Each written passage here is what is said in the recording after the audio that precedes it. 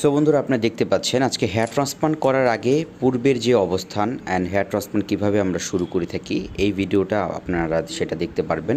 আপনারা দেখতে পাচ্ছেন স্ক্রিনে একটা 1400 গ্রাফটের হেয়ার লাইন আমরা সার্জারি করব আজকের দিনে। আপনারা দেখতে পাচ্ছেন হেয়ার ট্রান্সপ্লান্ট করার আগে মূলত আমরা কিছু পরীক্ষা করে নিই। অনেকে জিজ্ঞাসা করে আপনারা কি রক্ত পরীক্ষা দরকার হয়? না বন্ধুরা, রক্ত পরীক্ষা তেমন কোনো দরকার নাই। যেটার সবচেয়ে বেশি ইম্পর্টেন্ট সুগার চেক করা, প্রেশার মাপা, রোগীর কোনো শারীরিক এমনি কোনো সমস্যা আছে কিনা সেগুলো চেক আপ করেই কিন্তু আমরা মূলত হেয়ার ট্রান্সপ্লান্টটা করি। যেই পরীক্ষা করার দরকার নেই সেটা আমরা করি না। সুতরাং বন্ধুরা, আপনারা দেখতে পাচ্ছেন হেয়ার ট্রান্সপ্লান্ট করার আগে কিন্তু আমরা তার রোগীর কী কী শারীরিক সমস্যা আছে সব কিছু দেখে নিচ্ছি।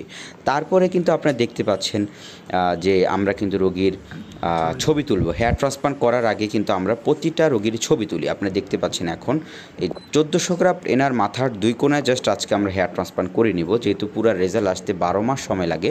সো বন্ধুরা, এই ছবিটার তোলার উদ্দেশ্য হচ্ছে যে 12 মাস পরে আপনার রেজাল্টটা কেমন আসলো এটা প্রমাণ সহকারে আমাদের কাছে থাকবে।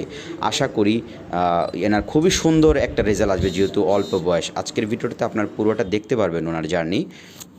এরপরে বন্ধুরা, আপনারা দেখতে পাচ্ছেন আমরা রোগীর মাথায় ট্রিম করে নিই, যেটা উনি তো আগে থেকে ট্রিম করে আসছিল। ওনার মূলত 1400 গ্রাফ হেয়ার লাইন আপনারা স্ক্রিনে দেখতে পাচ্ছেন।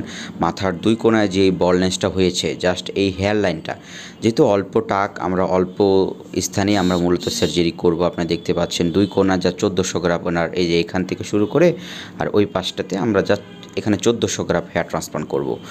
তো মূলত আমরা উনি যেহেতু ট্রিম করেই আসছে, আমরা আরেকটু ট্রিম করে নিয়েছিলাম। তারপরে আপনারা এখন দেখতে পাচ্ছেন সার্জারির আগে যেরকম একটা হেয়ার লাইন হবে এটা রোগীর পছন্দ মতোই হয়। তাছাড়া যেহেতু গ্রাফট কম, আমরা জাস্ট ওনার মাথার দুই কোণায় যে হেয়ার লাইনটা যে নষ্ট হয়ে গিয়েছিল অল্প বয়সে চুল পড়ে যাওয়ার আসলে কষ্টটা অনেক বেশি।